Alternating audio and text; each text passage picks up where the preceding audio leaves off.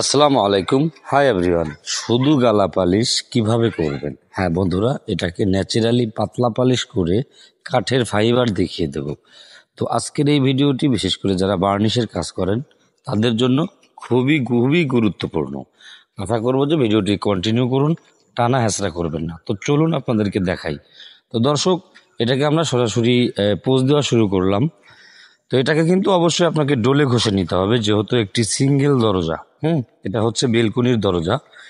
এই দরজাটাতেই আমরা শুধু গালা পালিশ, মানে এটার ভিতরে কোনো রকম রং মেলাবো না, যেহেতু এই কাঠ খুবই ভালো কাঠ এবং কাঠে কোনো রকম কোনো স্পট নেই। হ্যাঁ, এই জন্যই আমরা এই দরজাটাতে একদম ন্যাচারালি শুধু গালা পালিশ করব, যাতে করে দেখতে কেমন হয় এটা সম্পূর্ণ আপনাদেরকে দেখাবো এবং মালটি কিভাবে বানাবেন, গালা ভিতরে কি দিবেন এবং কি দিবেন না, এটা আমরা ভিডিও শেষে সম্পূর্ণ আপনাদেরকে দেখাবো।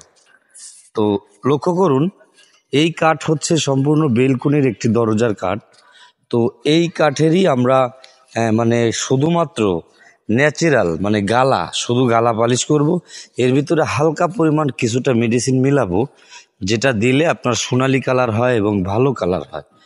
তো এই জন্য এই যে লক্ষ্য করুন স্ক্রিনের দিকে, আমরা কিন্তু প্রথম এক পস মানে শুকনো করে দিচ্ছি, যাতে করে ধার না হয়। হ্যাঁ, এটা আপনি ফার্নিচারের ক্ষেত্রে যেভাবে করবেন সেম একই প্রসেসে আপনি এই দরজা কিংবা চৌকাঠ সেম একইভাবে কিন্তু আপনাকে পালিশ করতে হবে, যদি আপনাকে মানে গালা বার্নিশ করতে হয়। ঠিক আছে? আর বিশেষ করে গালা বার্নিশগুলো আসলেই বর্তমান খুবই ভালো। তো এটা দিয়ে যদি আপনি পালিশ করেন সেক্ষেত্রে আপনার অনেক দিন লাস্টিং করবে। এবং এটার গ্লেজ কিন্তু সেম একইভাবে দিতে হবে, সেই থিনার এবং কারফা দিয়ে।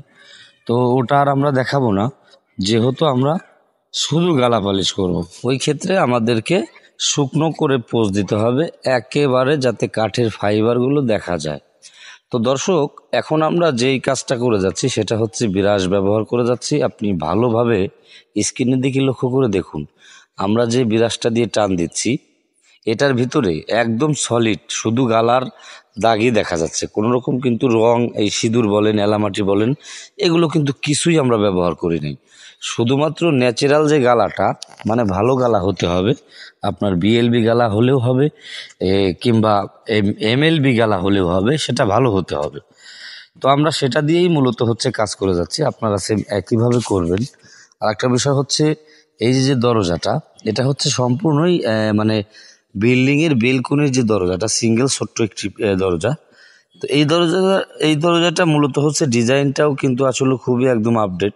তো এটাকে আমরা টেবিলের ভার রেখে প্রথমত ডোলে ঘষে নিয়েছি ভালোভাবে, এবং ওটার ফিনিশিংটাও খুব সুন্দর দিয়েছি।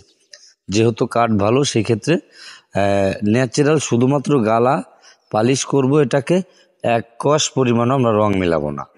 দেখবেন যে যদি আপনি শুধু গালা পালিশ করেন একটা সময় এটা কালার হবে একদম সোনালি কালার। হ্যাঁ, এবং এটার কালার কখনোই আপনার নষ্ট হবে না।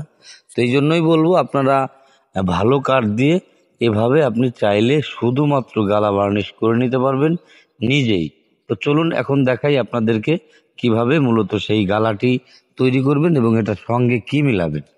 তো দর্শক, প্রথমত যে বয়েমটায় গালা ভেজানো থাকবে ওটা ভালোভাবে নাড়িয়ে নিতে হবে, যেভাবে আমরা নাড়িয়ে নিচ্ছি সেম একইভাবে নাড়িয়ে নেবেন। তার পরবর্তীতে গালাটি এভাবে ঢেলে নিতে হবে। এই যে লক্ষ্য করুন, এটা যে গালা, এর ভিতরে কোনো রকম অন্য কোনো কিছুই নেই এবং আমরা কিছুই মেলাবো না এটার সঙ্গে। সলিড গালাটা মিলিয়ে তারপর আমরা যে কোনো কাজে ব্যবহার করবো। তো এটাই ছিল কমপ্লিট প্রসেসের একটি ভিডিও। দেখতে যদি ভালো লাগে অবশ্যই লাইক